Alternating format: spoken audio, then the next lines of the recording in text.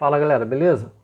Então vamos começar a fazer uma revisão aqui de alguns tópicos importantes que a gente precisa saber para falar sobre gerador real e receptor real, tá? E essa parte ela é praticamente a introdução que a gente vai ter, né? Quando eu falo essa parte, estou falando de gerador, para leis de Kirchhoff, né? Que são as questões assim mais complicadas que tem no concurso que a gente está estudando aí, tudo bem? Então, é muito importante dominar essa parte, tá? Preste bastante atenção. Ó, vamos fazer aqui esses dois exercícios. Exercício 1. Determine o potencial no ponto P, ok? Quando eu falo potencial, estou falando do potencial elétrico, né? Então, olha só, o que a gente tem aqui? Tem o ponto A, né? Esse ponto A, eu coloquei aqui embaixo 10 volts, né? O que significa isso? Significa que no ponto A tem um potencial de 10 volts. E aí, indo do ponto A em direção a essa resistência de 2 ohms, tem uma corrente de 3 amperes, ok? Então vamos lá, o que vai acontecer? Ó? A corrente elétrica, né, ela está vindo, né, saindo do ponto A e chega nessa resistência e passa por ela. Quando uma corrente elétrica passa por uma resistência, a gente sabe que vai ter o efeito Joule, né? Você vai ter uma parcela da energia que essa corrente está carregando sendo dissipada em forma de calor, ok? Isso gera uma queda de potencial. Então, o que a gente tem aqui? Ó? A gente tem que nesse ponto, imediatamente antes dela passar pela resistência, essa corrente ela vai ter uma energia que ela está carregando. Quando ela passa, ela vai chegar do outro lado com uma energia um pouquinho menor, né? E aí a gente vai lembrar que essa energia que a gente está falando é energia potencial elétrica, né? E o que é o potencial elétrico? É a razão que a gente tem aí entre a energia potencial elétrica e a carga que está levando essa energia, não é? Ou seja, se ela perde a energia que ela tinha, vai ter uma queda de potencial. Então, a queda de potencial a gente pode calcular, né, por U igual a R vezes I, né, resistência vezes a corrente. Então, ó, qual vai ser a queda de potencial que a gente tem aqui, que é a DDP, né, diferença de potencial elétrico? Vai ser resistência 2 vezes a corrente 3 e vai dar 6 volts. Né? O que significa isso? Significa que essa corrente, quando ela passa por essa resistência, ela vai chegar do outro lado com menos energia. Isso significa que o outro lado vai ter um potencial menor. Qual menor? 6. Né? Então vamos lá. Esse ponto aqui, ó, ele tem o mesmo potencial que esse ponto A, porque entre eles não tem nada que altere o potencial, não tem nenhuma DDP nem nenhuma resistência, não é? Então você pode falar que aqui, ó, ele tem o mesmo potencial que o ponto A. Você pode falar, inclusive, que é o mesmo ponto A, tá? Então ele tinha 10. Chegou desse lado diminuindo 6, ele vai ter quanto aqui, ó? Ele vai ter 4 volts. E aí você percebe que desse ponto até o ponto P, ele continua sem perder nada e sem ganhar nada. Então, o ponto P vai ter o potencial de 4 volts, ok? E aí você percebe o seguinte, olha, a diferença de potencial que você tem entre o ponto A e o ponto P, né, a DDP entre A e P, é os 6 volts que a gente tem aqui. Tudo bem?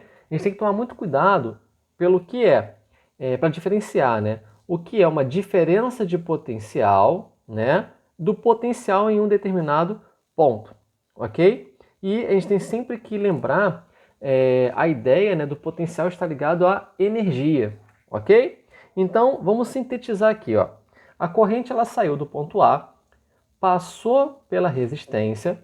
Quando ela passa pela resistência, vai ter o quê? Uma queda de potencial, né? Ela vai perder energia. Mas aí toma muito cuidado, porque existem algumas pessoas que acham, né, que a corrente vai diminuir, mas a corrente não diminui, continua sendo 3 amperes. O que acontece é que antes ela estava carregando muita energia, passou por aqui, ela perdeu um pouco dessa energia e continuou, né? Ela continua com menos energia, isso que reflete essa perda do potencial nesse ponto aqui, ok? Bom, aí aqui na letra B, vamos lá, na letra B você tem do ponto A até o ponto B uma diferença de potencial, né? O ponto A tem 100, o ponto B tem 200, ok? E aí, eu quero saber qual é o potencial aqui no ponto P, tá? E a gente percebe que tem um paralelo, né? Você vai ter, ó, 2 caminhos para ir de A até B, ok? Só que aí eu dei o potencial em A e dei o potencial em B, né? O que vai acontecer? A corrente ela vai de A para B ou ela vai de B para A? Né? A corrente, o sentido convencional da corrente sempre vai do maior potencial para o menor potencial. Então você tem o seguinte, ó, imagina que tem um fio aqui. Vai ter uma corrente aqui, ela vai chegar no ponto B e vai se dividir. Uma parte vai para cima, outra parte vai para baixo. Né? Como a gente quer saber apenas do ponto P, não importa o que vai acontecer aqui embaixo. Né? Por quê? Porque numa associação em paralelo, a DDP é a mesma. Então a gente pode falar que por esse caminho aqui de cima, a DDP vai ser a mesma que você vai ter no total aqui. E qual vai ser a DDP? A gente já sabe que a DDP, né, é a diferença de um ponto com o outro ponto. Então, eu já sei que a corrente vai de B para A, porque ela vai do maior potencial para o menor. Então, resta saber qual é a DDP. Então, vamos botar aqui, ó, a DDP de B para A vai ser a diferença. Então, ó, 200 menos 100. 200 menos 100 vai dar 100. Né? Então, a DDP que a gente vai ter aqui é de 100 volts, ok? Isso significa aqui, ó, desse ponto aqui até esse ponto tem 100 volts de diferença de potencial, ok? E aí, nesse caminho aqui de cima, você tem duas resistências, né, que estão associadas em série. Então, essas duas resistências juntas, elas são exatamente a mesma coisa que uma resistência de quanto? Uma resistência de 5 ohms. Então, você poderia botar assim, ó, 5 ohms em cima, né, e continua o restante. Você vai ter aqui o ponto A, ele vem, passa, chega no ponto B, né? E aqui embaixo tem uma resistência de 7, né? Bom, qual vai ser a corrente que vai estar passando aqui, ó? Aqui tem o ponto A, aqui tem o ponto B, né? A gente pode usar aquela fórmula, né? U igual a R vezes I. Então, U igual a R vezes I. A DDP é quanto que a gente tem por esse caminho aqui em cima, ó. A DDP vai ser 100. A resistência vai ser 5. E a gente descobre qual é a corrente, né? Então, ó, 100 sobre 5 igual a corrente que a gente vai ter passando aqui por cima. 100 dividido por 5 vai dar 20. Então, ó, a corrente que a gente tem vindo aqui por cima vai ser uma corrente de 20 amperes, né? Então, aqui, ó, 20 amperes. Tudo bem? Aí, o que vai acontecer, né? A corrente, ela vem por aqui, saindo do B, passa pela primeira resistência, que é essa daqui de 3 ohms. Quando a corrente passa por uma resistência, tem uma queda de potencial. Então aqui vai diminuir alguma coisa. Vai diminuir quanto ali? Ó? Ela vai diminuir resistência vezes a corrente. Né? 3 vezes 20 vai dar quanto? Vai dar 60. Então aqui, ó, ela vai ter uma queda de potencial de 60. Então ela tinha 200, diminuiu 60. Nesse ponto P, ela vai chegar, né, com um valor de quanto? De 140, né? Quer dizer, naquele ponto, quando ela chega, vai ter um potencial de 140. Então, você pode falar que aqui, ó, o potencial 140 volts. Tudo bem? Então, assim, é importante saber da onde vem essa ideia aqui, né, do potencial, da diferença de potencial, porque quando a gente for aprender a fórmula da equação do gerador, para chegar nela, a gente precisa disso, ok? Bom, e aí, de novo, por que o potencial diminuiu mesmo? Porque quando a corrente passa por uma resistência, você tem o efeito Joule, dissipa energia em forma de calor, né? Ou seja, ela perde energia, então ela chega do outro lado com menos energia, então o potencial do ponto do outro lado vai ser menor, ok? Além disso, também é interessante, a gente tem que lembrar de algumas características de gráfico, né, de DDP por corrente. Então, olha só, determine qual das resistências é maior aqui. Então, eu tenho um gráfico de DDP, né, U, pela corrente I, tá? E aí, eu dei alguns valores aqui, né? Eu falei que tem a verde e tem a rosa, ok? Então, é como se eu tivesse duas resistências e colocasse elas ligadas, né, a uma diferença de potencial. E através de um amperímetro, por exemplo, eu estou medindo a corrente que vai ter. Então, olha só, nesse ponto aqui, no início, a diferença de potencial é zero e a corrente vai ser zero também, né? Aí nesse ponto aqui, ó, analisando a rosa, que é a B, né? Quando eu pego essa resistência rosa e submeto ela a uma DDP de 10, qual é a unidade que a gente está aqui? Se não aparece, é SI. Então a DDP é volt, né? E corrente é ampere. Então, ó, quando eu pego essa resistência rosa e submeto ela a uma diferença de potencial de 10 volts, a corrente que passa por ela é de 4 amperes, né? Mas quando eu pego, né, a resistência verde e submeto ela a uma diferença de potencial também, ou melhor, de 20 volts, a corrente vai ser também de 4 amperes. É isso que está acontecendo aqui. Você pode pegar qualquer ponto, por exemplo, esse outro ponto aqui, ó, né? E falar o seguinte, ó, nesse ponto a DDP é 10, então a corrente vai ser o quê? Vai ser menor do que 4, tá? Bom, e todo gráfico, né, ele tem duas informações muito importantes que a gente tem que saber usar, que é a área e a tangente, tá? A tangente do ângulo que ela tem com o eixo horizontal.